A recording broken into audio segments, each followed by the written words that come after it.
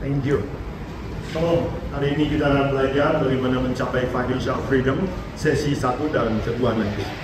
Nah, ini kemarin kita sudah belajar bahwa konsep dasar dari laporan keuangan kita cuma hanya itu ya, income, kita punya income, kemudian kita ada expense, dan income kurang expense itu sisanya kita sebut cash flow. Dan cash flow ini ada kemungkinan bisa dua ya, bisa positif, bisa negatif. Dan income ini kemarin kita sudah belajar yang active income atau earned income, atau kita kerja, waktu, tenaga, pikiran kita tukar sama duit. Hari ini kita akan belajar bahwa ini ada yang disebut aktif, tapi ada yang disebut passive income. Ya. Dan expense. Ada dua macam ya. Ada orang yang expense-nya itu bikin kita tambah miskin, uangnya berkurang. Tapi ada orang yang keluarin duit, makin banyak duit. Itu ada namanya keluar uang untuk kewajiban. Ada yang keluar uang untuk aset. Oke. Nah, tabel ini kalian simpan aja. Kalau kalian mengerti cara bekerjanya tabel ini sebelumnya, ya Anda bisa memilih mau kemana, ya mau kemana. Dan hidup manusia cuma ya kutak-katik alternatif ini. Ada orang yang kerja seumur hidup, dia senang bekerja, boleh. Ada orang yang tiap hari, tiap bulan minta ganti mobil, dia beli kewajiban. Ada orang yang selalu pikir bagaimana beli aset, dan hasilnya selalu ada dua macam. Ada orang yang positive cash flow, ada yang negative cash flow. Ada yang selalu ya kadang duit lebih, kadang duit kurang, terus aja berputar di situ ya. Kita sebut apa namanya red race ya, atau ya kayak lingkaran setan ya, gajian habisin, gajian lagi habisin ya, dan kelihatannya lancar, tapi kerja kan ada batasnya kan, ya umur juga ada batas. Suatu hari kalau kita nggak kerja gimana? Itu cycle itu putus, miskin, susah kita. Oke. Nah sekarang hari ini dengan tabel ini kita akan belajar tentang passive income. Okay? Nah untuk memperoleh income, kemarin kita sudah belajar prinsip ini kan. Cara orang memperoleh income di dunia ini cuma dibagi dua kelompok. Satu tidak aktif, pakai usaha sendiri. Satu lagi yang pasif. Ini orang ini bermain dengan leverage, ya leverage. Yang ini barter. Ilmu kalian tukar sama duit ya. Nah yang ini kemarin kita sudah belajar, ada orang yang jadi employee, ada orang yang jadi spesialis atau bikin small business. Ya ini semua capek. Tapi ini adalah cara paling mudah untuk cari duit ya. Bikin bisnis kecil, ya melamar pekerjaan ya. Setuju kan? Tetapi ada orang lain yang mindsetnya berbeda ya, yaitu mereka bangun bisnis dan mereka jadi investor. FD. Dan dua sisi ini totally different, itu way of thinking.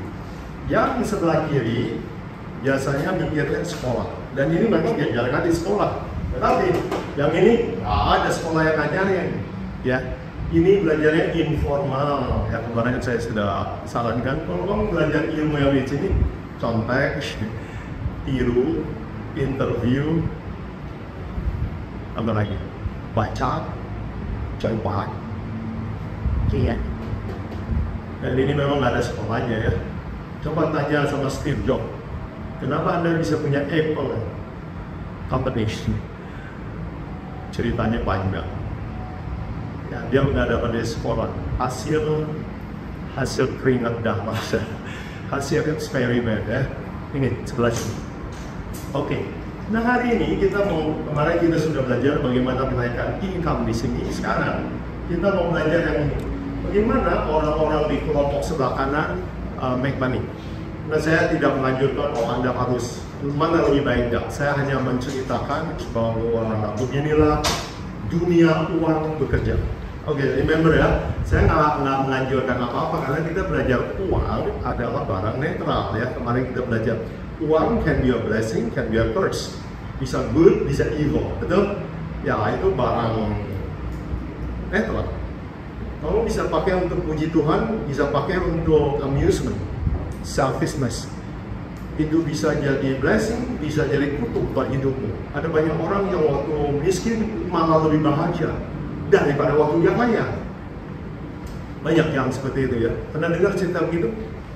Saya kira banyak ya. Saya kira banyak yang bisa temukan di sekitar kita. Jadi kita belajar barang netral. Nah, saya hanya mau explain bagaimana cara bekerja orang yang di sebelah hal itu. BTW pernah lihat orang yang bergeraknya selalu di bidang.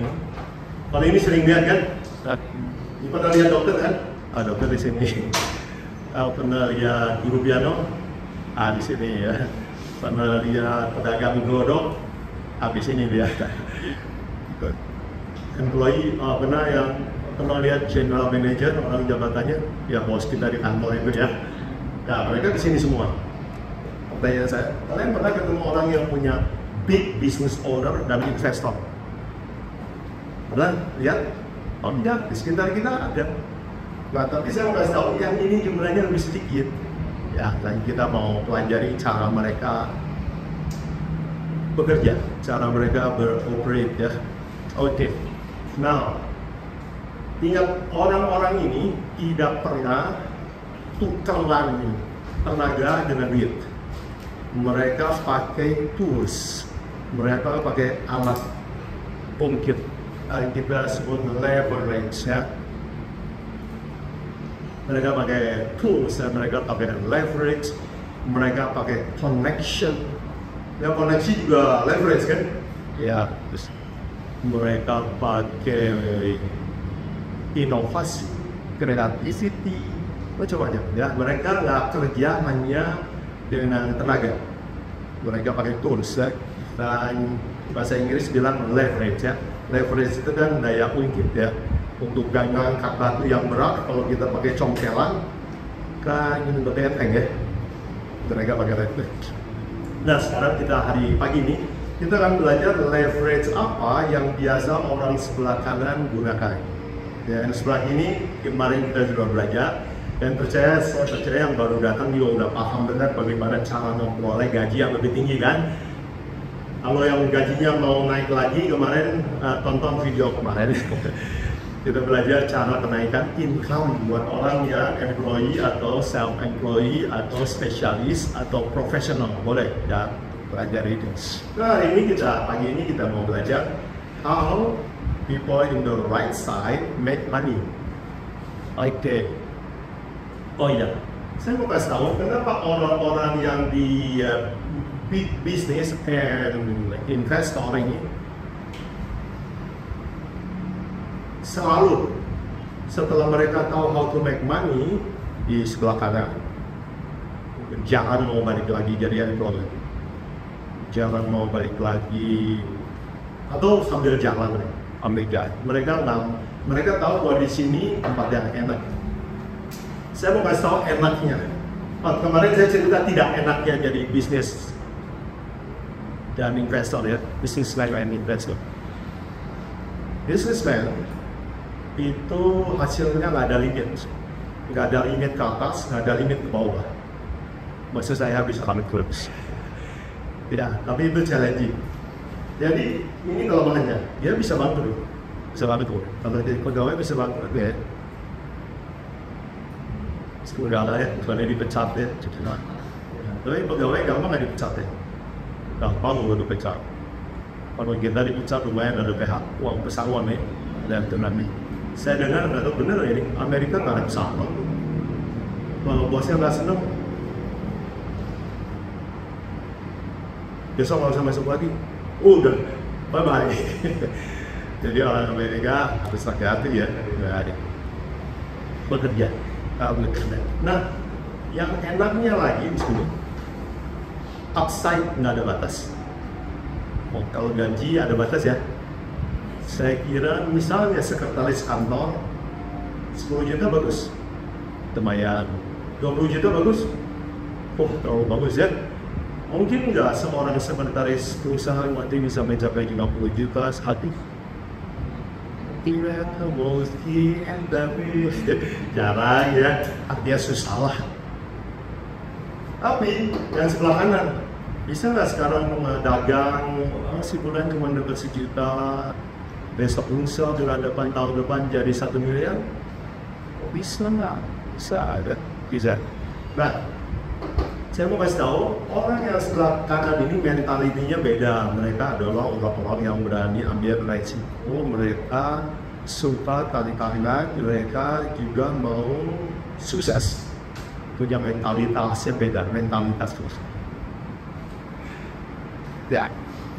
Dan saya mau kasih tahu di sebelah kanan ini kenapa banyak orang stay di sebelah kanan, karena di sini banyak keuntungan-keuntungannya. Misalnya keuntungannya pajak, potri, keuntungannya nomor 1 adalah itu income ya. Oke, soal juga income unlimited. Tapi ingat ya, unlimited ke atas sama ke bawah ya. Specularis. Yang kedua, misalnya pajak. Oke, karyawan kapan bayar pajak? 5 bulan. Cek. Bisa? Berarti langsung dipotong ya? Oke. You belum pegang uangnya udah jegrek ya? Enak ya itu ya? Ya enak ya. Berapa persen gaji pos? Ya berapa? Ada bracketnya ya? Kalau yang high income employee itu bisa 35% ya? Di Inggris saya dengar itu pemain bola dipotongnya 50%, bukan main yang gajinya udah juta-juta pound sterling itu. Ya. Jadi kira-kira kalau dia gajian ya separuhnya diambil negara itu. Ya. Jadi employee belajar pajak di depan. Itu mau nggak bayar, jegrek aja. Bagaimana dengan orang bisnis atau business owner yang bikin perusahaan? Pajaknya bayar, gue spend dulu, pengeluarannya dicatat semua, baru nanti profitnya lapor. Oh saya cuan 100 juta, saya harus bayar PPN, ya, saya cuan baru bayar. Kan fair dong, kalau cuan bayar pajak, fair. Bagaimana dengan orang yang misalnya gaji 5 juta, artinya 10 juta, tapi dia pengeluarannya setiap bulan 9 juta. Oke? Belum apa-apa, baru gajian udah juga ya. Tinggal 9 juta, pulang 9 juta, habis cepat-cepat lagi gitu. Kasihan kan? Jadi sebenarnya negara, lembaga tuh di dunia itu sebenarnya menginsentif orang untuk bikin bisnis. Pajaknya di pemerintah baik sama pengusaha. Dan kenapa kalian tahu kenapa pemerintah baik tapi pajaknya lebih ke pengusaha? Pengusaha apa kan kerja? Lapangan kerja lah. Itu motor negara. Makanya Indonesia punya kesalahan adalah ini orang mau berusaha semua di sini dipersulit. Organisasi segala usaha pusing. Zaman saya dulu waktu bangun usaha harus ada izin tetangga. Sekarang nggak usah ya. Ngapain tetangga nggak modalin? Enggak ya, mesti izin sama dia.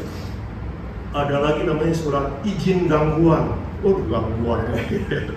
Padahal kita home industry ya, cuma lag-lag, kertas, semua ada gangguan apa-apa. Izin gangguan, berarti lapor polisi, RT, RW terlibat semua tuh. RT, RW, lurah, terutama dia, mas. Aduh itu saya paling benci itu. Jadi di kita ini banyak preman yang resmi dan tidak resmi. Yang ormas itu ya preman tidak resmi. Tapi preman resmi juga ada. Suatu kali saya punya klien bangun rumah sakit. Waktu belum bangun mah ya pajak mereka jujur support pajak. Tiba-tiba begitu bangun kantor pajak ngasih surat, maaf kami mau periksa laporan keuangannya. Nggak orang jujur kok diperiksa. Memang pengusahanya jujur, duit soal untuk bayar pajak. Tapi diperiksa juga. Terus saya tanya, kenapa udah pakai konsultan, udah bayar pajak dengan baik, diperiksa juga. Ada tukang pajak, tinggalnya di belakang rumah sakit. Terus dia lihat, loh, ada nggak dia orang ini bayar pajak laporin gedung yang baru? Ya, lihat di kantor, belum dilaporin di gedung barunya. Langsung dia surat. Mungkin dia dapat target dari kantor, ya minta laporan pajak. Ya kalau diperiksa, saya mau share sedikit ya. Siapapun kalau diperiksa orang pajak pasti ketemu dosanya.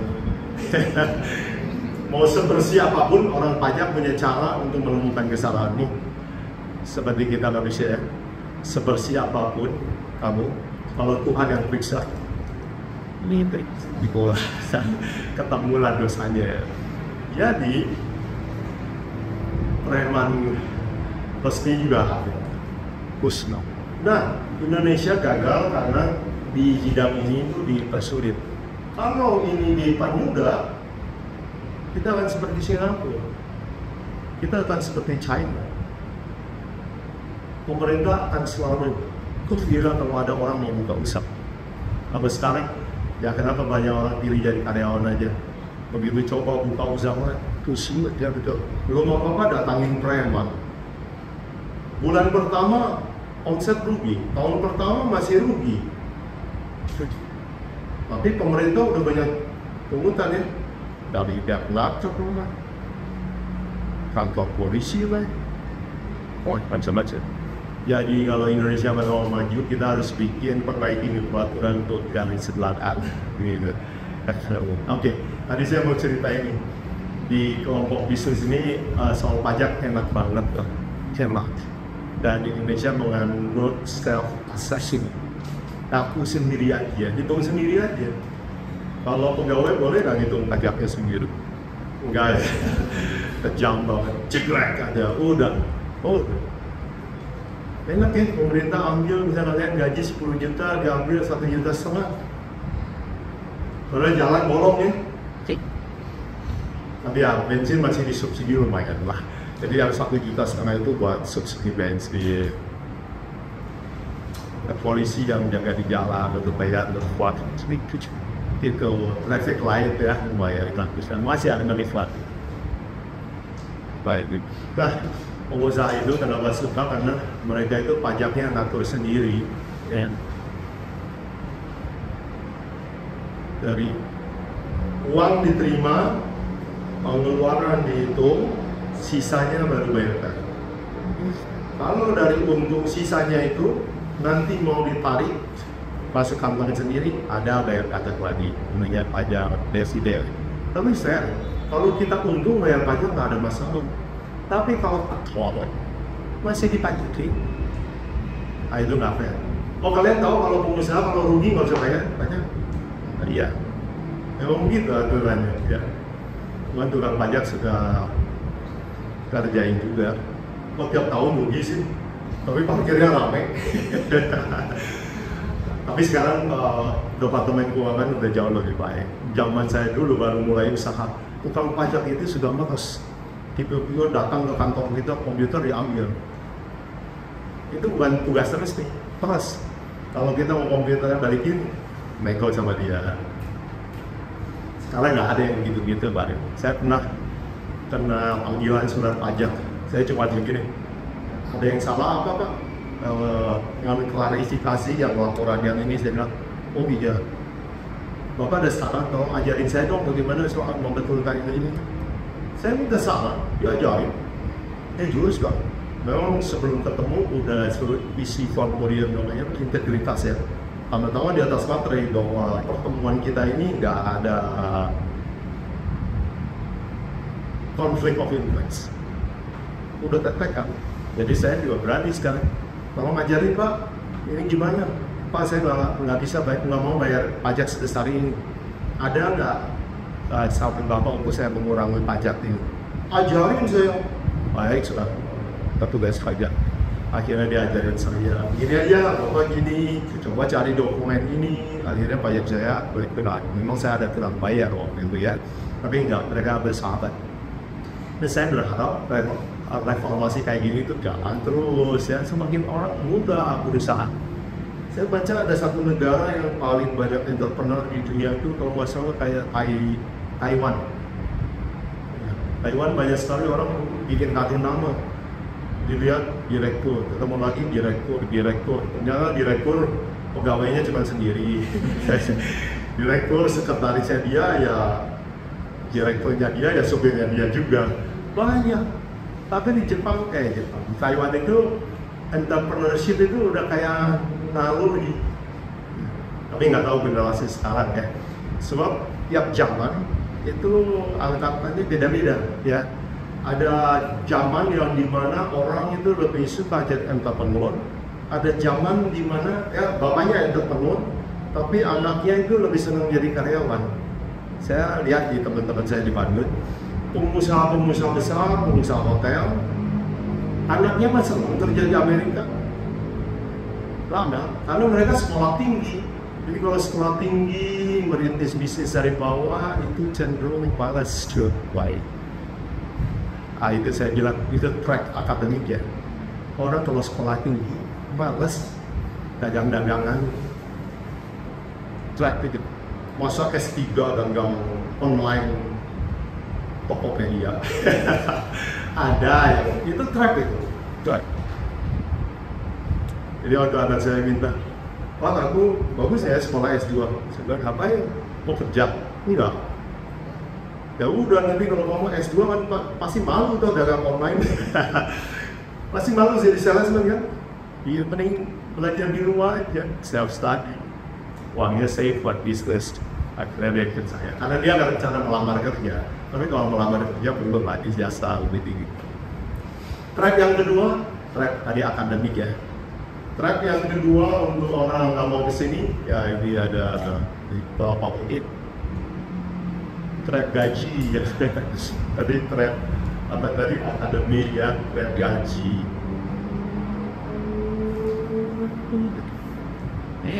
Saya senang dengan anak muda yang kerja itu begitu kerja gaji 12 juta. Enak juga ya. Saya ngomong-ngomong saya nggak pernah digaji orang soalnya. Sejak tamat saya buka usaha sendiri, jadi kerja saya bayarin orang terus. Saya nggak pernah terima gaji. Jadi waktu saya dengar anak muda tamat, gajinya berapa? Gaji pertama 12 juta. Iya banget juga ya. Sampai saya mau kasih tahu satu itu, peringat. 12 juta itu tidak lagi. Bahayanya apa? Gak akan keluar. Ya 12, nyaman kerja.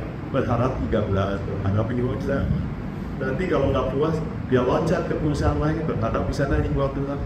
Tapi saya kasih tahu ya, orang ini akan terus berputar sekitar 15, 15, 20, 25, main sekitar situ. Nah itu sebut saya bilang track gaji ya. Track kayak makan. There. Satu kali anak saya juga pernah tanya, Pak, apa bagus ya aku melamar ke sini ya? Saya bilang, kenapa? Kayaknya gajinya enak. Berapa gaji di sana?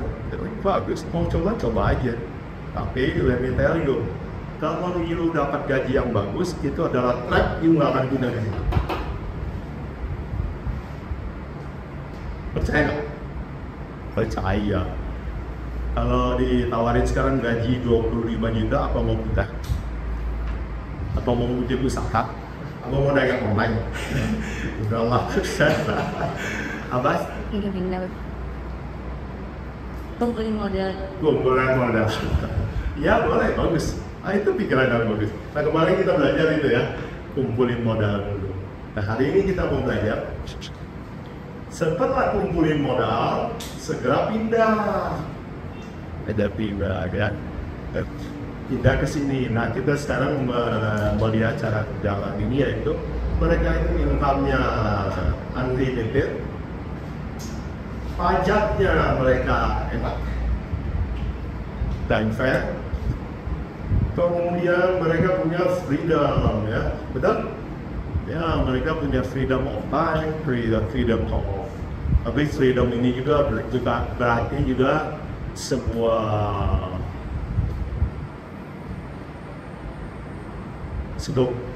beban juga ya. Kalau pegawai jam 4 selesai. Kalau orang yang setelah kanan ini jam 12 juga masih mikir ya. Tiba-tiba bangun udah iya baru pusing. Tapi jangan kira pegawai juga nggak ada beban itu ya. Ada juga ya, kadang-kadang bosnya gitu. Terus sama strict dengan deadline, kadang-kadang kita tuh nggak enak tidur. Ya, oke. So ada banyak kelebihan lah kalau dari tidak ke setelah business owner and investor. Ada pertanyaan sebelum saya lanjut? Kita diskusi. Om dulu Om pertama kali bisnis atau dari mana nanti bidang yang Om masukin? Oke. Dari pintu yang terbuka apa? Saya dulu cita-cita saya, bukan yang saya kerjakan sekarang, saya merintis usaha.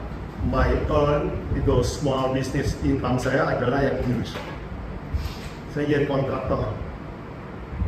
Saya pernah jadi employee. Waktu tamat SMA, saya nggak punya uang untuk kuliah, saya kerja setahun. Jadi saya pernah jadi employee 1 tahun.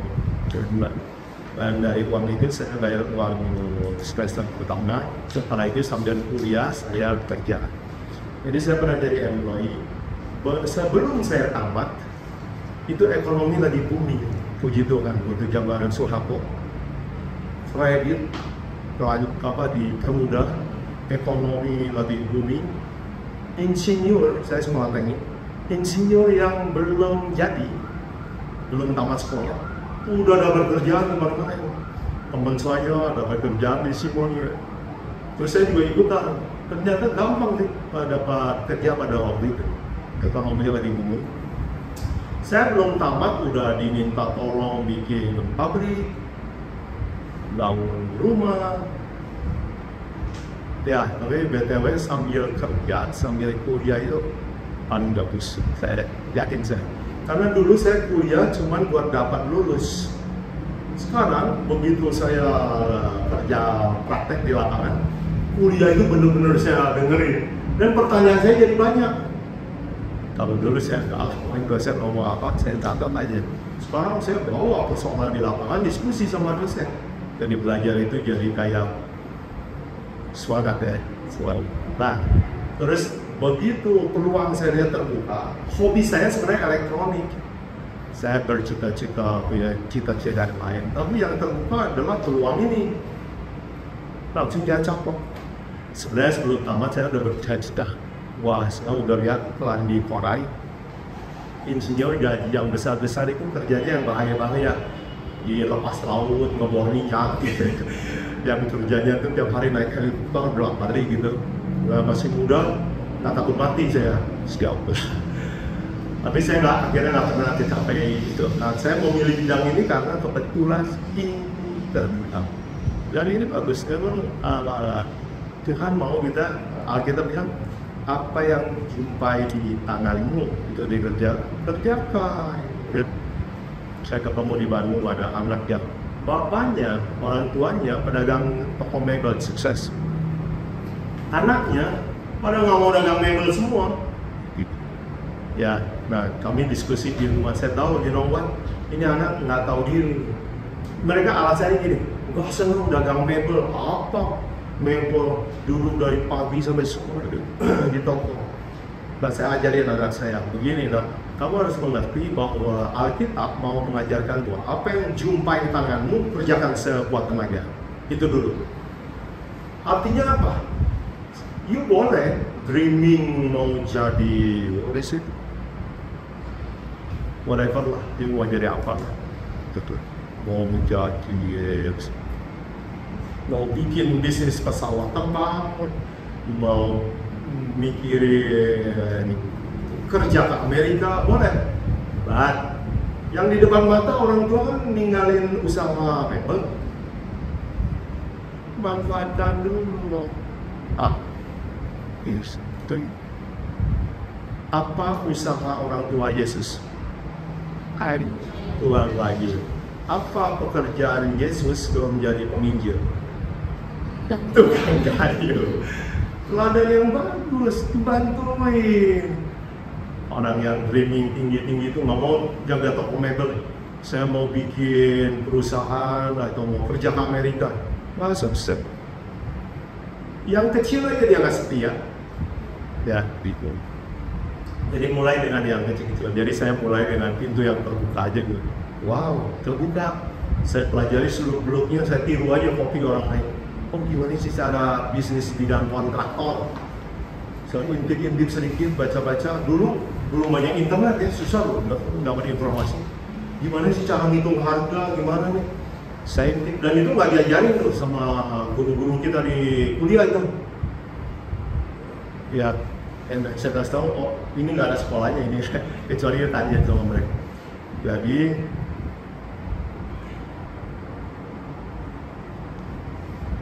pintu yang terbuka apa? Ambil. Nanti loncat belakang. Saya lihat pintu konstruksi waktu itu lagi ramai karena zaman Soeharto bumi. Saya masuk. Dan di situ saya dapat uang, saya tabung, sepindah ke situ. Nah, nggak mesti pindah. Kalau Anda enjoy dengan pekerjaan di sebelah sini, saya dokter. Nanti you boleh pindah ke sini, tapi masih seneng ngobatin orang, ya baik saja. Tapi kamu kerja itu untuk satu kebahagiaan, bukan work for money. Nah, kemarin kita belajar bahwa apa bedanya budak uang sama bos daripada uang ya, beda kan? So, ya. Jadi pertanyaan tadi, saya mulai dengan kontraktor karena itu yang terbuka. Bukan hobi saya, bukan kesukaan saya. Opportunity. Dan ada lagi yang mau dan ada diskusi dengan saya. Siapa namanya? Dapat. Apa pekerjaannya? Finance kerja. Udah berapa tahun di perusahaan? Oh, sejak baru 2 bulan. 4 bulan, oke. Pindah kerja ya? Iya. Gajinya naik dong. Atas untuk. Ya, salah satu cara menaikkan income ya pindah kerja ya. Jadi kalau pindah-pindah kurang lebih pindah ya ekstrim dong. Ada bisa nggak pindah kerja naiknya gaji jadi 2 kali? Jarang ya. Ayo supaya saya tahu ya. Boleh tahu? Pekerjaannya apa? Ya. Internal audit. Oh, profesional nih, wah mantap nih. Oke. Di belakang ahli IT ya, dia. Dia pindah ke IT. Coba deh, kalian semua. Tapi ingat ya, kemarin kita belajar itu namanya hard skill. Jadi kita juga perlu untuk naikin gaji perlu soft skill ya. Soft skill itu interpersonal relationship atau relation ya. Belajar how to deal with people, bangun connection, how to make friends. Ya, soft skill. Bagaimana bernegosiasi, bagaimana say no tapi sopan, itu kan semua soft skill ya. Bagaimana mau approach pimpinan, bertanya sama orang kaya, kita belajar kemarin ya. Oke, good. So, pada profesional di sini ya. Oke, lanjut. Sekarang saya mau mengajarkan cara bisnis apa yang orang sebelah kanan biasanya kerjakan. Biasanya kerjakan. Nah, ini ceritanya bisa detail banget. Saya hanya overview aja sama general overview tentang bidang-bidang yang digeluti orang di setelah kanan ini ya, supaya kalian punya wawasan bahwa oh begitu cara berpikirnya orang di sebelah kanan ya. Pertama,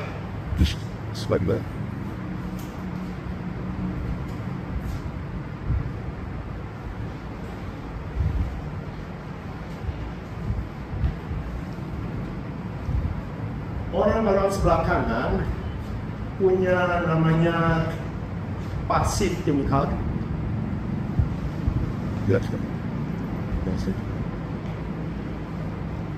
Ya, 5 leverage. Yang pertama, misalnya orang itu punya copyright. Copyright bisa nulis buku. Kalau sekali nulis buku, nanti royal nulisnya sekali kan? Nanti kan sering ya kalau ada penjualan. Saya pernah coba nulis buku. Cuman sekali terbit udah nggak laku lagi. Susah sekarang jualan buku ya. Banyak online juga. Saya pernah coba juga ini, tapi juga boleh coba diri. Ya, tapi lumayan enak ya. Tiap bulan, Pak, apa namanya? Royalty, enak banget. Enak. Dan Copyright. Kalau kamu punya sistem bisnis, kamu bisa franchise. Itu copyright bukan? Ya, semacam copyright, tapi dia udah leverage lagi, yaitu kalau copyright kan cuma kayak nggak 1:1.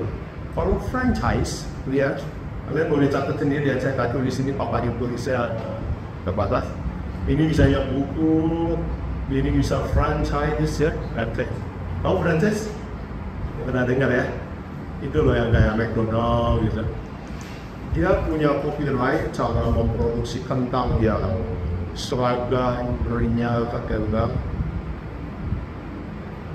dirumuskan sampai suhunya, minyaknya, semua diatur cara kemana saja, manajemennya, karyawannya, cara berdirinya, seragamnya, semua dibikin SOP, standar operating procedure. Dia bakukan, bikin manual, bikin sistem, jual. Itu McDonald itu nggak ada bos yang jagain tokonya. Operate by system. Bahkan kita nggak tahu ya. Ada yang tahu kenal big bossnya McDonald Indonesia siapa?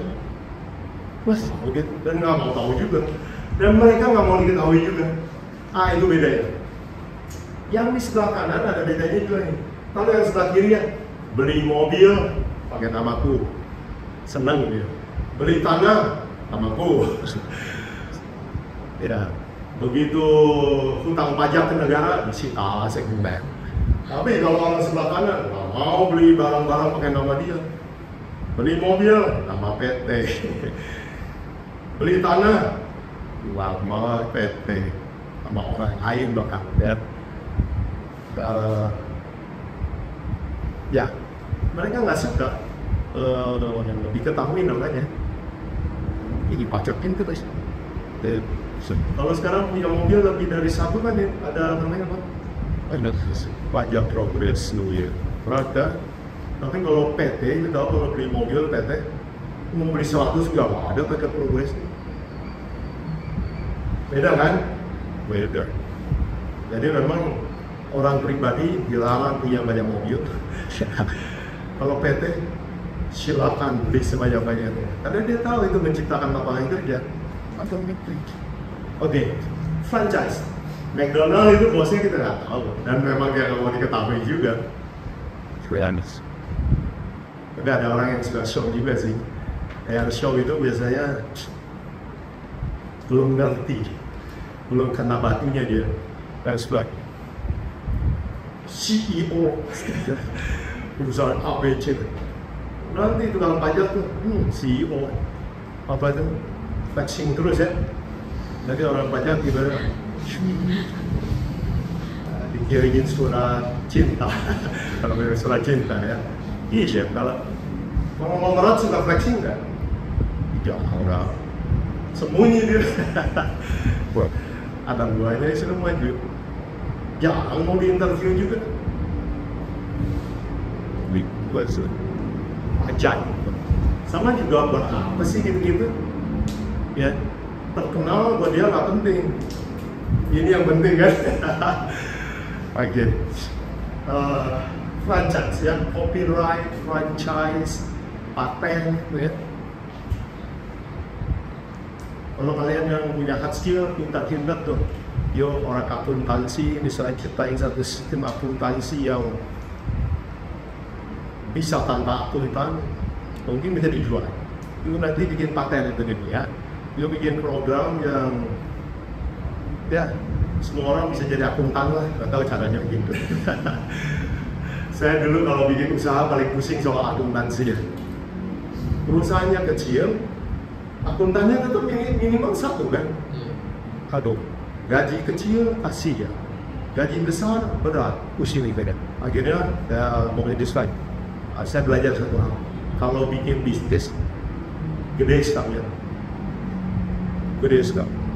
lebih untuk small business itu sebaiknya self operate aja, kayak orang di Gelonong gitu, dagang aja sendiri. Oke, jadi kalau kalian bisa punya otak bikin sebuah produk, kalian bisa punya paten ya, dan kalau udah punya paten bisa jual lagi baik. Enak gitu. Saya kenal ada beberapa teman yang bikin program, jualan program sekarang. Bikinnya cuma sekali, maintenance-nya aja dia maintain, gitu. Tak, baik banget. Apalagi sekarang bidang IT, ya saya ketinggalan kereta. Kalau dulu saya cuma tahunya construction, itu bidang yang booming di saya. Sekarang bidang yang booming kan IT.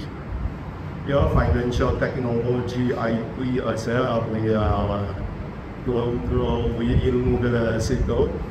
Ya, jadi kalian yang generasi sekarang punya prospek untuk menemukan paten, ya, bikin satu produk, ya, apalagi yang punya talenta seni, bikin lagu lah, ya, bikin lagu, ajakin dari lagu.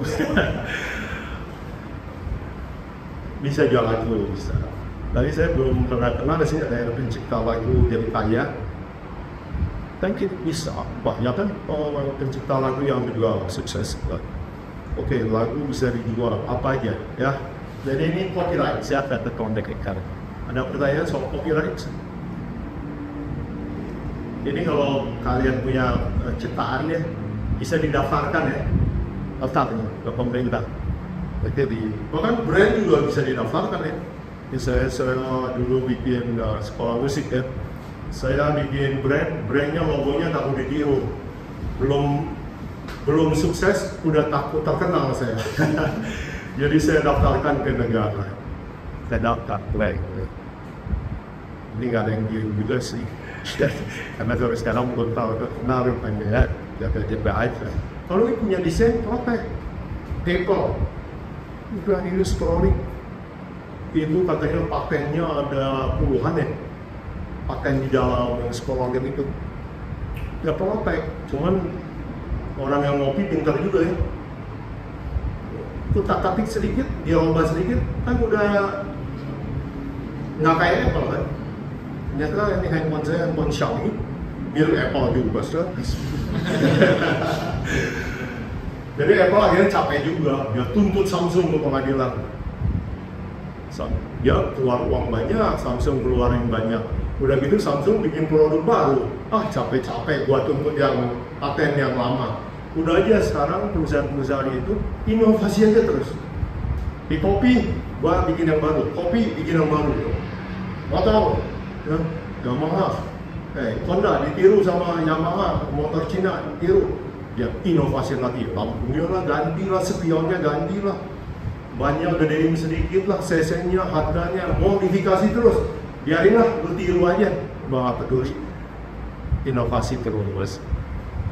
Jadi copyright, ya copyright itu punya nilai ya, tapi copyright dinamiknya itu, lo bikin sesuatu orang tiru ya, misalnya kamu bikin sebuah alat ngecat tembok yang otomatis ya, dan nggak kotor. Tinggal pencet, nanti orang tinggal lihat, oh gitu aja. Beda ini saklar warnanya, udah bisa lama. Jadi, Aqua terkenal nggak ya? Aware. Kemarin saya lihat di Bandung ada merek yang lain namanya dia Aqua. Ada sini merek yang mirip Aqua? Sangkua.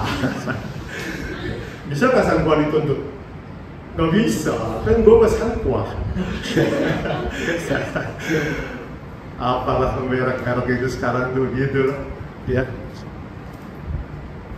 Jadi memang paten ya, tapi itu ada endemiknya juga ya. Ya itu sekarang nggak menghiru lah. Oke, by the way, tapi ini supaya kita tahu copyright. Nomor 2, ya. Saya mulai coba ubun dulu dah. Apa? Deposito. Okay. Deposito. Deposit.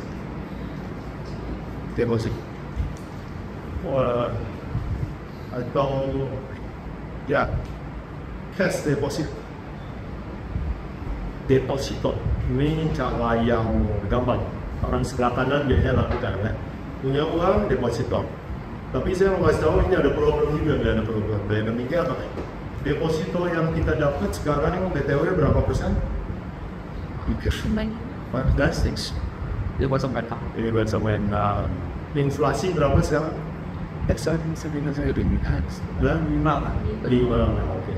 Lah ini inflasi itu laporannya 5. Realnya mah tergantung you hidup di bidang apa. Kalau you hidupnya di bidang kedokteran gigi, alat kedokteran gigi naik terus, berarti inflasinya mungkin di atas 10%. Kalau saya bergerak di bidang properti lagi stagnan, saya mungkin inflasinya bisa di bawah 5%. Kalau saya pedagang kelontongan, inflasi saya mungkin lah yang dilaporin sama negara itu. Jadi inflasi itu sebenarnya cuma kira-kira dan acuan, generally speaking gitu nah, ya general measure untuk keseluruhan ekonomi. Jadi jangan percaya itu sebagai angka yang pasti, tapi anggaplah itu sebagai patokan awal. BTW harga komputer turun kan sekarang? HP turun kan? Iya, ada yang turun loh harga. Harga listrik juga bisa turun. Harga internet turun nggak? Turun. Iya, saya dulu langganan Telkomsel 10 giga sudah kehabisan per bulan kan. Saya lagi mikir mau naikkan, tiba-tiba dinaikin jadi 50 giga. Gue nggak usah bayar tambahan.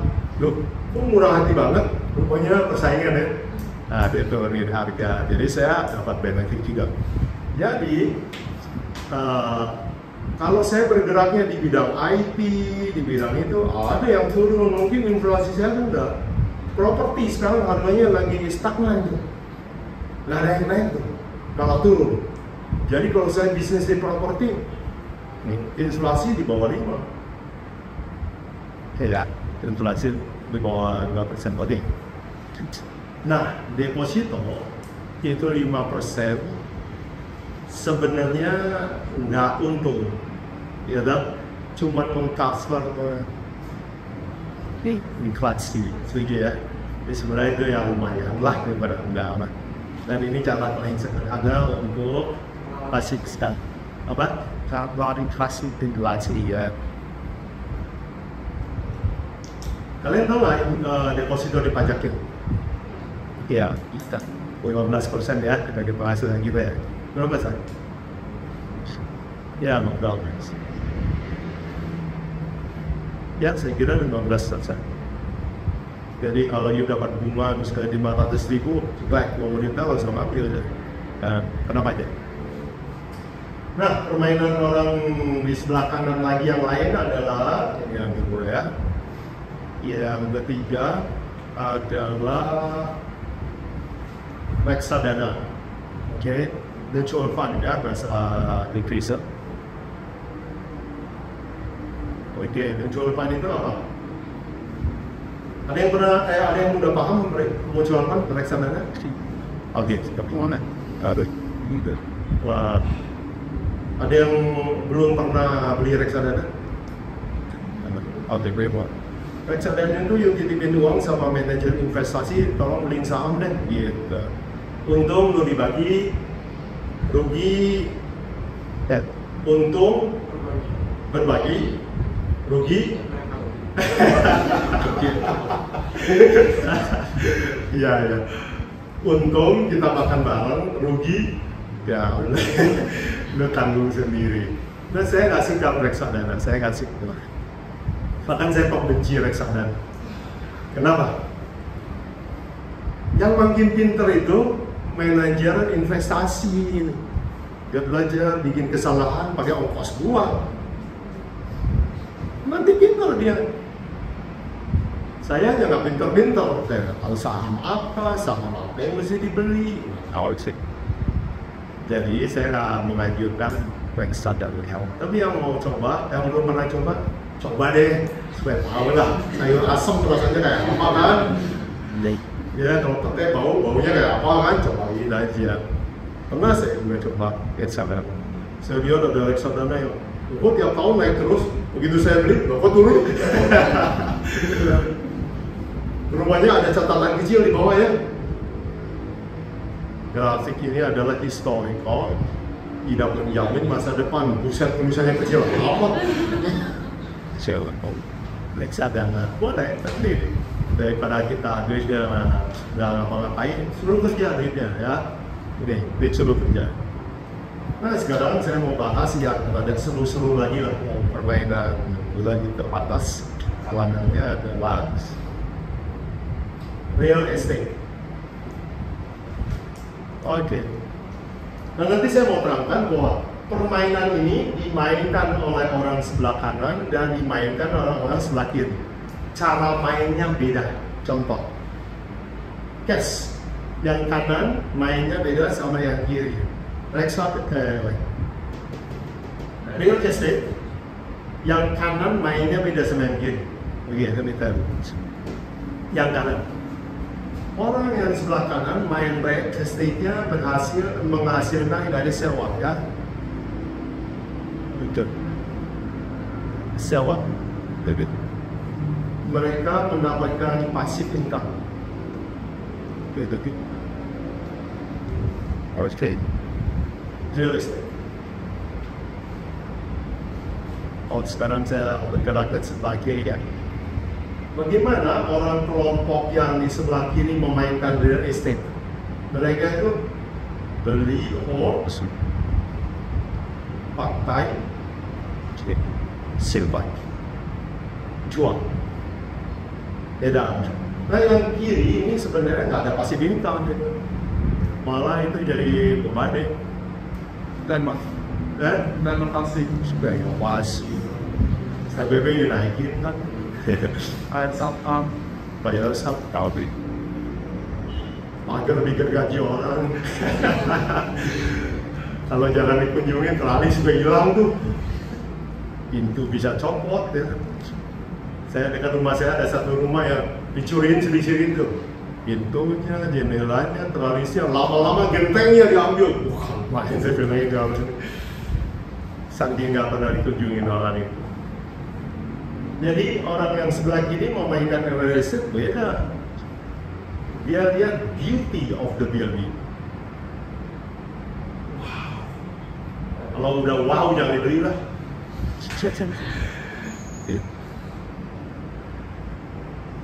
Kemarin saya main ke sebelah ya, Podomoro bikin Soho ini ya. Saya lihat harganya paling kecil banget, mulai dari 2M. Terus iklannya pakai penjaga yang cantik-cantik gitu, nggak beli lah. Kalau wow, udah kemungkinan itu cuma buy or use, utilize, ya keep. Itu juga ada deh. Tiap bulan bayar service charge, maintenance fee, whatever, apa aja lu bayarin terus. Nah ini orang di sini sebelah kiri memainkan properti itu tiap bulan terus. Kalau ini tiap bulan terus. So, nasihat saya buat main properti itu beda dong. Kalau orang sebelah kanan itu fall in love with the cash flow. Kalau yang sini fall in love with the beauty, with the building, with the property. Ya, betul. Jadi beda cara mainnya ya, beda. Pernah nggak kalian lihat orang yang banyak properti tapi miskin? Kayak apa? Susah duit. Saya kenal beberapa orang. tanahnya itu di mana-mana. Saya bilang, dia tuan tanah. Bukan pengertian. Tapi pinjam uang ke saya, yang baginya sedikit. Bro, lagi susah cash bro, pinjam dong. Saya sampai geleng-geleng kepala di rumah kita diskusikan. Saya bangga sama anak saya, lihat. Orang yang tanahnya di mana-mana pinjam duit sama bapakku. Waduh, kita gurau di rumah. Iya, kenapa? Dia ini kaya, tapi ya kayak apa? Tikus mati di gudang itu, di lumbung padi, namanya. Ya, nggak ada cash flow. Saya bilang, nggak perlu nggak jual aja sebagian. Soalnya tuh lu beli katanya, udah susah sekarang jual tanah nih. Terus, udah jual murah tuh, nggak ada yang beli. Lagi zaman sulit tuh, ini properti paling susah lari. Ini ada plus minusnya ya. Kalau minusnya ya memang susah lah masuk, susah keluar. Exit, ya, in and out-nya susah. Dan ini adalah bidang yang paling banyak di tax sama negara. Jadi memainkannya juga harus banyak knowledge juga. Harus baca tax, regulation-nya, terus mungkin dari teksnya bagaimana, mengurangi teksnya bagaimana. Ini isunya harus banyak ilmunya juga. Nanti sore kita akan belajar leverage lah. Ini orang memainkan ini banyak yang dipakai. Other people's money, other people's time, other people's knowledge. Kita ada diskusi ya. Oke, real estate. Jadi banyak orang yang kaya tapi tidak wealthy. Nah ini saya mengajarkan ini financial freedom bukan mau jadi rich. Malah kita bilang janganlah bercita-cita jadi orang kaya. Ada terus juga. Karena kaya itu ya come is it worth it ya? Ambil responsibility. Tapi financially free itu memang enak kok. Ya, tiap tabungan kita selalu surplus, mau usah pusing kerja atau nggak kerja, mau kerja boleh, nggak kerja boleh, mau melayani boleh, nggak, ya mau kemana pun boleh. Kita jadi orang merdeka. Dan memang Tuhan kan dulu menciptakan manusia tidak ada orang merdeka ya. Bertani itu orang merdeka kan. Yang kerja juga atur sendiri. Ya Tuhan bawa orang Israel ke Promised Land. Sampai jam berapa gitu ya? 10 masih ada waktu. Tuhan bawa ke Promised Land, tanah itu di Kanaan tuh dibagi-bagi tuh. Semua orang harus punya tanah. Wesa ketinggalan satu ayat boleh kita bagi dan Alkitab juga kasih tahu prinsipnya. Bagaimana orang kaya menghasilkan uang, ya? Cuma kita buka supaya deh, supaya kelihatannya lebih IYC dah. Lukas 12 ayat 16. Lukas 12 ayat 16. Ya betul, boleh. Ada Lukas 12 ayat 16, kemudian ia mengatakan kepada mereka suatu perumpamaan. Katanya, ada seorang kaya, tanahnya berlimpah-limpah. Kemudian, ini ilustrasi tentang orang kaya yang jelek. Tapi saya tertarik sama ucapan Yesus. Yesus mengamati katanya, membuat ilustrasi, dan mungkin ilustrasi ini juga diambil dari orang yang pernah hidup ya. Ada seorang kaya, apa yang dia punya? Berdekatnya dengan apa yang Yesus? Dia punya apa? Tanah. Dan tanah itu menghasilkan hasil berlimpah-limpah. Kalau begitu, rahasia orang menjadi kaya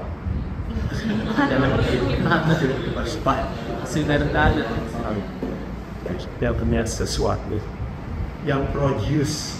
Nah ini saya sebut leverage ya. Mereka punya leverage. Mereka punya tools.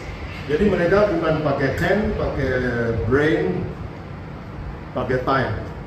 Mereka punya tools, punya instrumen. Nah, instrumen inilah yang orang sebelah kanan gunakan ini. Orang bisa kaya dari copyright, bisa kaya dari deposit, bisa dari reksadana, bisa kaya dari real estate. Nah, real estate-nya dipakai untuk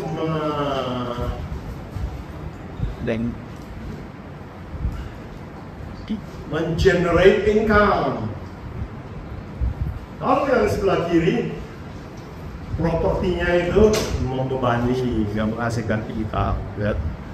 Saya punya satu properti yang nyesel sekali saya beli. Tiap bulan saya bayarin listrik, sampai lupa bayarnya. Sampai ada ancaman mau dicabut baru saya aduh. Ya, saya pernah juga salah di daerah sini. Ya, tapi saya juga mau ikut main di daerah kanan sini kan. Okay. Real estate. Next. Ada pertanyaan? Yes. Saya Hana. Namanya siapa? Sherry. Sherry. Iya, anak Aubika. Iya, betul. Aku juga kesini tertarik sama Lukas 12 sebenarnya. Cerita tentang orang kaya ini ya, yang Tuhan Yesus membanggakan. Dan untukku sekali dengar ini, someone seperti yang udah financially freedom dan sebenarnya punya mindset yang benar untuk jadi orang kaya gitu. Tapi kenapa malah di sini Yesus bilang berkutuklah dia akan melakukan gitu. Maksudnya kalau misalnya kita ngikutin kelas-kelas finansial, pasti inilah yang di gitu. Kamu punya prinsip seperti ini, kamu kerja dulu, kamu taruh di buku, nanti kamu financially free, ambillah 4%, nah ada kamu freedom gitu kan. Bukan itu yang dibilang orang ini gitu. Siapa yang bilang salah? Kenapa salahnya? Kenapa salahnya? Good question. Saya suka. Mari kita Bible study sedikit. Orang ini sebenarnya ada, Yesus bilang, ada seorang kaya punya tanah berlimpah hasilnya. Salah nggak? Wah, ada yang salah. Mari kita belajar Abraham.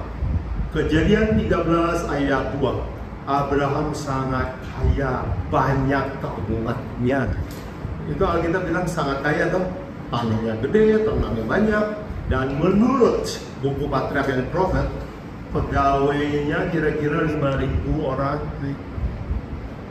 Kalau cuma anak-anaknya mungkin kemarin berpasut aja 15.000 atau 20.000. Bayangin itu hanya satu kota ya. Jadi memang punya tanah terasa berlimpah hasilnya. Bagus, berarti dia petani yang sukses nggak? Sukses, bagus. Nah sampai di situ nggak salah. Makanya kita baca Alkitab harus hati-hati. Jangan kutuk orang kaya. Ya. Kaya itu bisa jadi blessing, bisa jadi curse. Dan good or evil, dua-duanya bisa. Nah Alkitab, kemarin kita belajar, Alkitab ini adalah alat untuk menolong kita untuk melihat persoalan di dunia ini dengan seimbang. Kita memandang misalnya materi dengan kacamata yang seimbang, uang seimbang, relationship seimbang, pekerjaan, hidup, surga, neraka, kita pandangnya seimbang. Dan Alkitab tidak mengajarkan fanatisme. Ya, ingat fanatisme itu bukan iman. Itu ya ekstrim. Too much to the right, too much to the left. Dua-duanya bakal masuk juga. Nah, sampai ayat itu kan nggak salah. Tapi coba ingat cerita berikutnya. Apa Yesus bilang? Yang limpah kayanya, terus dia bikin gudang ya. Oh, bangun lumbung, stok. Dosa nggak itu nyekop? Ini dong. Nabung ya Pak, dosa. Amsal bilang nabung, ya nabung. Ya. Orang yang boros, miskin nanti ya. Nabung. Sampai di situ nggak dosa. Nah, sekarang kita belajar tentang Alkitab. Kapan dia mulai disebut berdosa oleh Yesus? Ayat berikutnya kan? Coba sharing balik. Baca. Ayat 19, sudah itu aku akan berkata kepada jiwaku ada padamu banyak barang tertimbun untuk bertahun-tahun lamanya, beristirahatlah, makanlah, minumlah, dan bersenang-senanglah. Saya suka sekali ayat itu. Itulah titik salahnya. Di situ titiknya dia bilang, hatiku tenang, Tuhan dicoret. Jadi nggak berdoa lagi, nggak mengandalkan Tuhan lagi. Gitu. Ini my power, independence from God. Itu masalahnya itu. Memang ya hati-hati ya, kekayaan itu bisa menghilangkan Tuhan dari hidup kita. Spiritually dan literally ya. Masih orang masih bisa aja dia tetap beragama, tapi Tuhan sebenarnya udah hilang dari pikiran dia. Karena money itu powerful. Dan ingat Yesus bilang Matius 6:24, kamu nggak bisa mengabdi kepada dua Tuhan ya. Tuhan sama mamon itu uang ya. Jadi sebenarnya kompetitor terhadap Tuhan yang kuat adalah money, bukan iblis. Money, kompetitor. Jadi memang orang kaya itu dalam hati asing dong. Ya, kalian pernah baca buku Patriarch and Prophet and Kings? Cerita tentang Salomo. Bukan gelas kosong yang susah dibangun, tapi gelas yang penuh sampai berbiji. Betul? Ya kan, setuju kan? Bukan orang miskin yang akan mudah jatuh di pencobaan, orang kaya yang duitnya udah nggak ketampung, udah nggak tahu mau ditaruh di mana. Temptation-nya apa? Tuhan akan dikeluarkan dari formula hidup dia. Karena ya berdoa udah jadi basa-basi. Tuhan berikanlah makanan kami yang secukupnya. Padahal udah selesai berdoa, hari ini kita makan di mana ya? Ya bukan secukupnya. So, titik salahnya orang kaya ini adalah waktu dia bilang, hai jiwaku, tenanglah. Tuhan exploded. Bahaya banget. Karena Tuhan, ya Yesus bilang, gimana kalau malam ini mati? Ya levelnya gue baru lihat materi kan. Bagaimana afterlife? Belum ada yang mikir afterlife. Ya, life is too late. Jadi dia, apa mikir afterlife ya? Kalau orang miskin, hanya Tuhan segera datang ya. Kalau dia nggak Tuhan datang, nggak habis saya propertinya. So titik baliknya adalah waktu dia mulai nggak butuh Tuhan, terus kalimat berikutnya, ayo bersenang-senanglah, betul? Enjoy life, self-existence. Kalau kita bilang self-existence is dead. Self-existence itu mau bunuh diri sendiri ya. Pernah dengar cerita tentang self-existence? Ada saya cerita sedikit ya. Ada waktu kali. Nggak apa-apa lagi soalnya kita juga masih banyak. Kadang-kadang dikasih ada waktu, ada kala. Waktu terlalu panjang, ada terlalu pendek. Kalau ini agak panjang sedikit jadi saya itu cerita ya. Zaman Hitler kan orang Yahudi ditangkap dibunuh kan. Satu kali saya pernah dengar cerita, ada seorang kakek di Jerman namanya kakek Yanto. Dia memang ini true story, dia buka toko roti. Dia hidup sampai umur 90-an tahun dan dia buat toko roti. Di Jerman, dia survivor of the Holocaust. Dia selalu tulis, come inside, I have a secret of happiness to share. Jadi semua orang yang lewat toko roti dia, ya iseng lah, pengen tahu juga, masuk beli roti, apa secret of happiness yang kamu bayar? Ini dia selalu cerita. Ini terus sorry. Waktu zaman Holocaust saya dibawa oleh kereta api pergi ke Auschwitz. Di bulan Desember semua orang kedinginan, semua orang ditangkap apa adanya, jadi baju biasa, kedinginan semua. Saya lihat semua orang berusaha menghangatkan diri kan begini. Saya lihat ada satu kakek di sebelah saya kedinginan. Terus saya coba peluk dia supaya hangat kan. Saya gosok-gosok kakek ini. Dan karena saking dinginnya semua orang akhirnya dan malam jatuh tertidur. Besok pagi waktu dia bangun pagi semua orang dalam kereta api mati kecuali mereka berdua. Terus dia bilang gini, I tell you what the secret of happiness, yaitu karena saya berbagi, saya selamat, kakeknya selamat, saya selamat. Jadi saya dari cerita itu belajar satu pelajaran. Memang betul Alkitab bilang, Spirit of Prophecy bilang, selfishness is dead. Sooner or later, selfishness. Oke, jadi dia masalahnya Tuhan dicoret dari formula hidupnya. Kedua, uang untuk selfishness. Dan uang untuk selfishness adalah debt. Coba ya, orang yang untuk makan sehari kita perlu, ini wanita yang suka masak, sehari perlu berapa untuk masak 3 kali sehari? 50.000 cukup? Cukup, Mas? Nah, kiri. Satu orang. Tergantung semewah apa.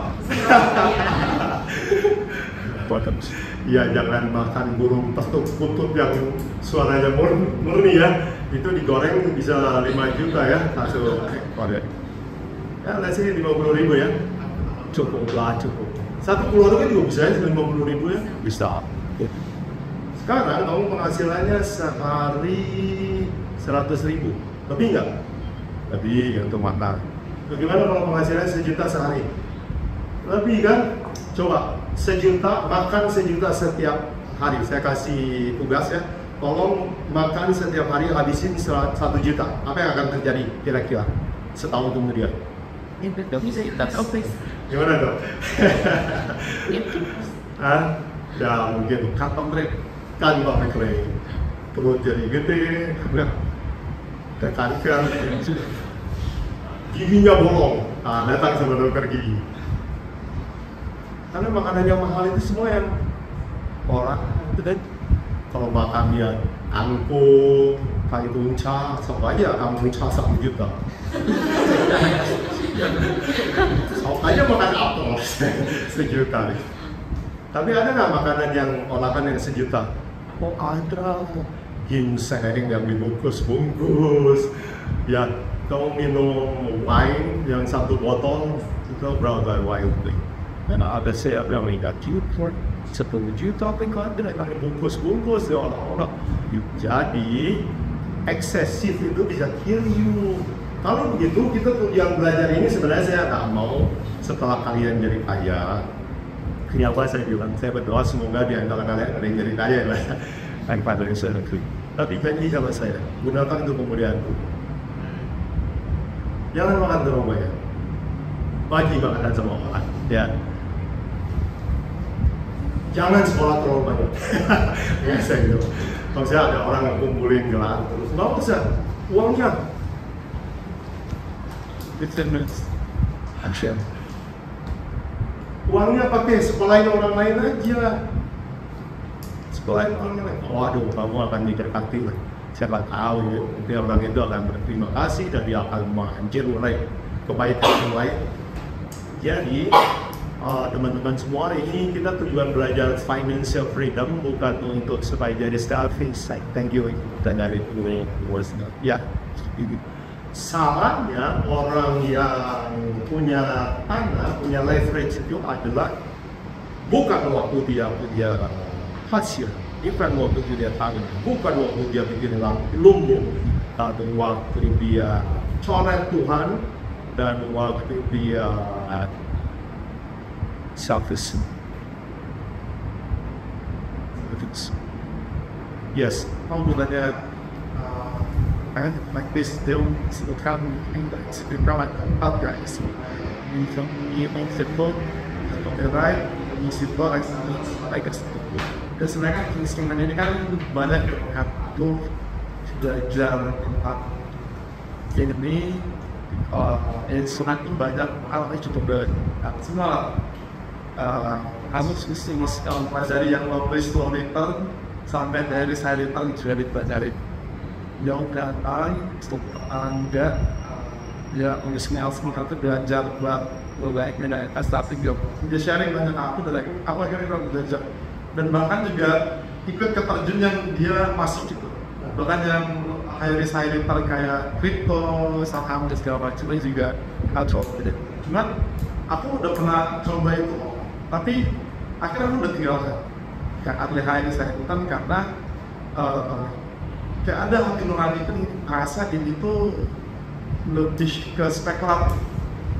Padahal yang dia akan pelajari itu masuk ke teknik analisis, nah pertanyaanku dari instrumen investasi yang begitu banyak ragam dan rupanya, prinsip-prinsip apa yang akhirnya bisa menentukan kita boleh dan nggak boleh, kita masuk atau enggak di situ, nah itu apa aja? Good, saya suka pertanyaan itu, dan itu membawa kita kepada dua topik berikutnya sebelum kita istirahat ya. Yang berikutnya, cara main orang kaya yang lain adalah dengan kaya orang selakaran nggak kaya, karena belum tentu kaya juga sih.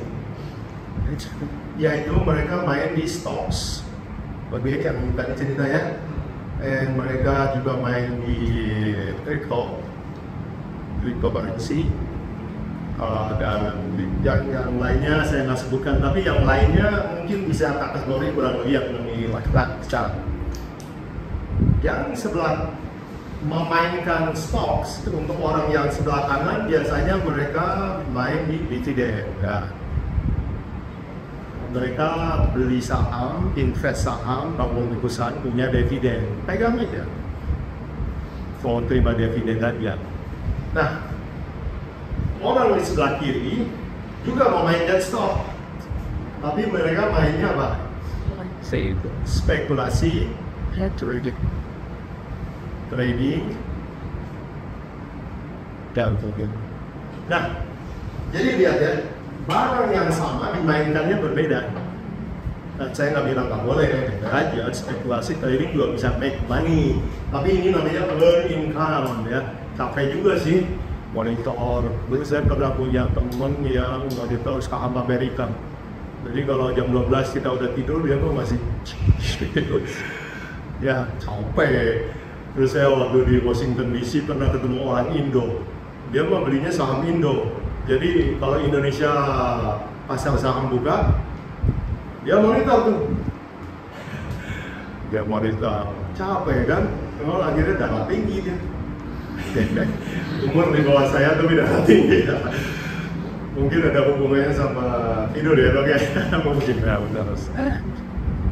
Jadi ini mainannya beda. Nah yang technical analysis itu mainnya di sini nih. Ini orang kelas di sini bisa make money, tapi ini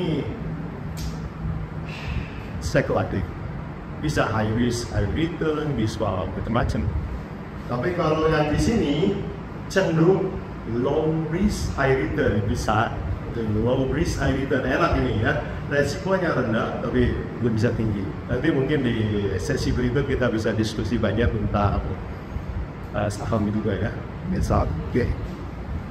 Jadi yang tadi sudah Arif tanyakan adalah ini ya, teman-teman lagi main di sini. Ya sekarang batasannya apa ya? Tanya dia, boleh nggak spekulasi yang trading? Tidak deh. Why not? Why not? Ya, why not?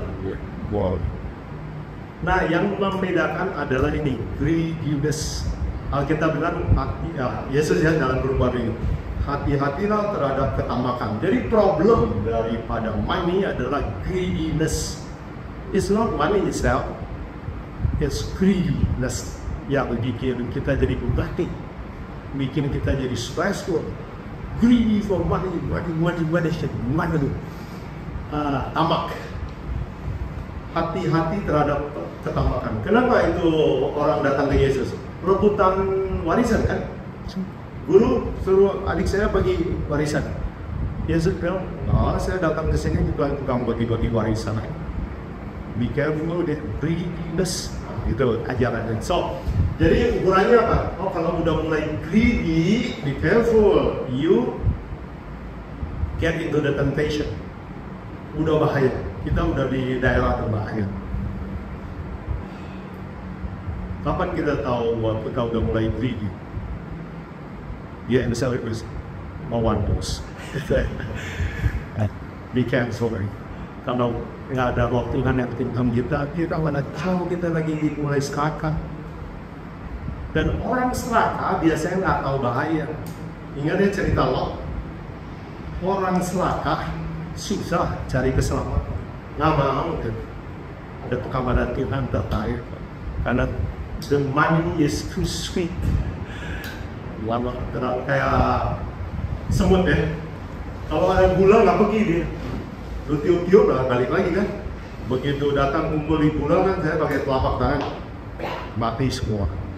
Begitu mami itu. Jadi be careful with you would stand your money sebagai. Oke, nah mainannya begitu juga kripto. Kripto itu sekarang lagi trending dan saya percaya itu akan makin eskalasi ya penggunaannya in the future. Itu adalah teknologi baru untuk money. Dan di kripto ini juga ada yang sama, yang mainannya juga spekulasi trading besar. Tapi yang ini ada safety back, ada yang jadi saving, ada yang passive income-nya lewat staking. Ada yang pernah dengar staking? Staking, lending itu ada di dunia ini. Baru berkembang adalah dunia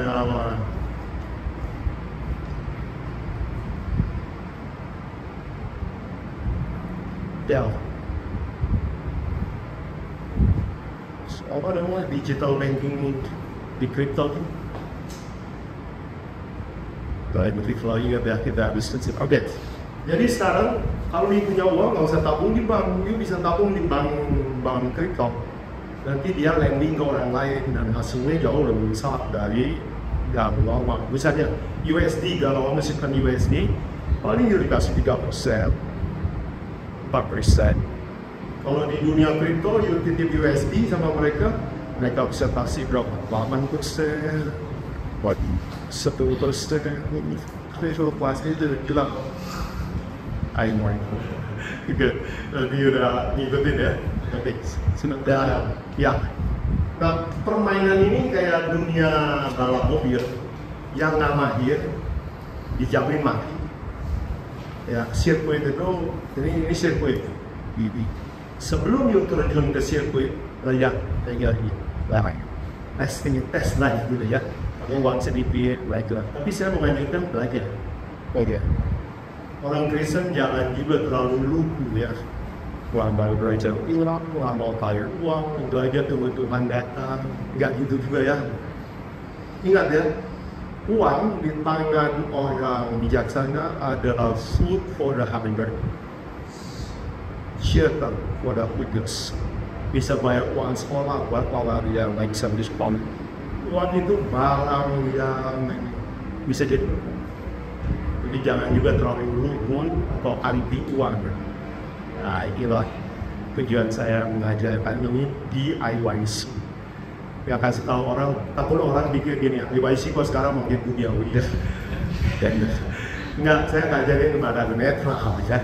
Dan saya selalu berdoa, semoga nanti setelah yang ikut ini atau yang dengar video ini akan jadi sukses financially. Dan saya berdoa, berjanji dalam hatimu, saya mau pakai uang untuk jadi berkat buat orang lain. Berkeluarga untuk ya. So, ini cara mainnya beda ya. Oke, sementara pelajaran kita siang ini adalah seperti ini ya. Cara orang di sebelah kanan mendapatkan passive income-nya, dan cara orang kiri memainkan cara bermainnya berbeda. Ya. Oke, any question, comment sebelum kita break?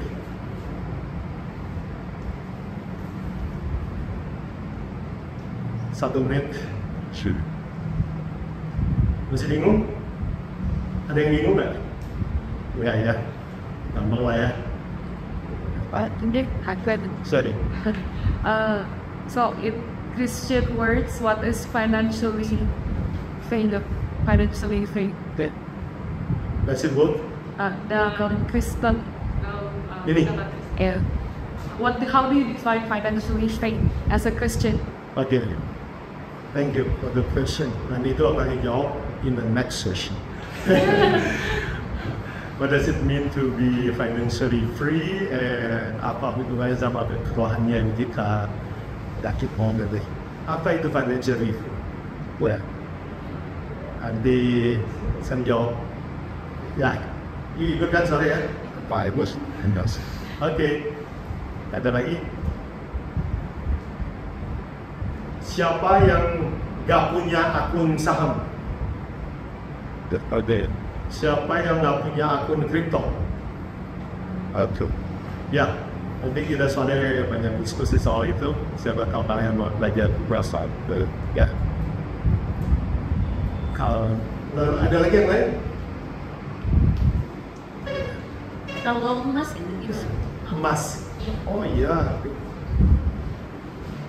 ada ini. Oke, kita tambahin sini ya. 7. Emas. Ya. Orang sebelah kanan wata-wata jangan main emas. Jangan ya, udah jangan. Karena emas ini nggak ada passive income ada. Betul? Challenge. Mereka mainnya ETF ya. Wow. Itu seperti reksadana emas. Jadi paper, emas dalam paper. Itu kalau emas naik dia jual papernya. Kayak saham bigas ini. Tapi mereka nggak main emas fisik. Emas fisik ini susah disimpan. Bahaya maling, gondol maling ya. Saya pernah main emas juga. Saya itu takut sekali waktu pegang emas itu. Saya inti aku lihat. Saya masuk, pembantu suruh cek. Malah ini ada bunyi. Terus udah saya ngomong lagi bilang, iya udah pegang emas. Tapi, nah ini orang yang sebelah kiri senang nih bawa emas nih. Pertanyaan, emas selalu naik, betul atau salah? Ya, mungkin. Sekarang lagi naik. Dan kalau yang pernah belajar technical analysis, kalian akan tahu bahwa waktu semua orang mau beli itu adalah the worst time to buy. Begitu kamu beli, akan digorok, disembeli oleh orang-orang yang positif like this. I tell you, ya mungkin masih bisa coverage sedikit lagi, tapi nama jauh dari situ. Perhatiin aja semua cycle ekonomi, stok juga sama. Semua yang trader, kalau nggak belajar ilmu ini, bisa beli. Waktu semua orang pengen beli BCA, itu waktu you jangan pegang BCA. Waktu semua orang takut BCA, you ambil mesin. Bukan rekomendasi buy.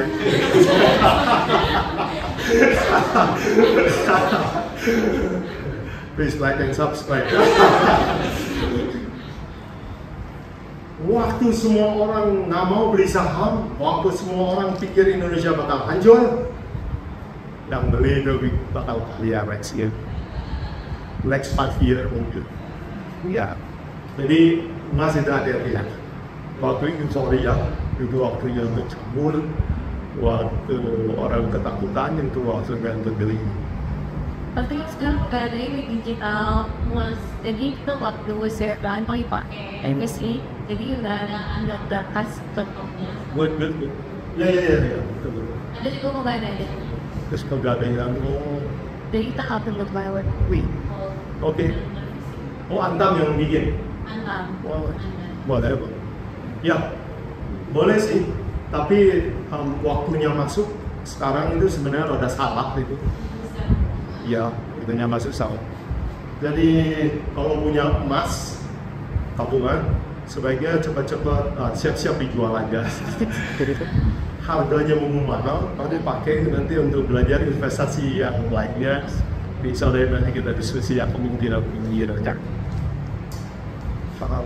Ya, jadi emas juga sebuah alat investasi. Emas and silver juga ya. Tapi perak di Indonesia kurang populer ya. Karena di Indonesia dikenain PPN. Saya kasih pada sang. Emas sekarang dikenain PPN loh. Zaman saya dulu main emas, saya nggak ada PPN. Nah, lihat ya. Kalau pemerintah mulai lirik emas, berarti emas sudah ketinggian. Pemungkin. Semua orang euforia mungkin sudah ketinggian. Regulasi udah mulai makin ketat, mungkin udah ketinggian. Semua orang udah berkerumun, mungkin udah pemahaman. Ya, oke, nanti sore mungkin saya bahannya agak sedikit, banyak diskusi. Bolehlah kita sharing wisdom praktikal ya. Bagaimana berinvestasi dan bagaimana menciptakan passive income di dalam keuangan kita. Betul. Ada yang lain? Terima kasih. Doa saya semoga nanti yang ikut kelas ini akan menjadi orang sukses. Dan janji dalam hatinya, saya akan gunakan blessing ini menjadi berkah. Oke, mari kita tunduk kepala. Boleh Dr. Ari putih kita doa.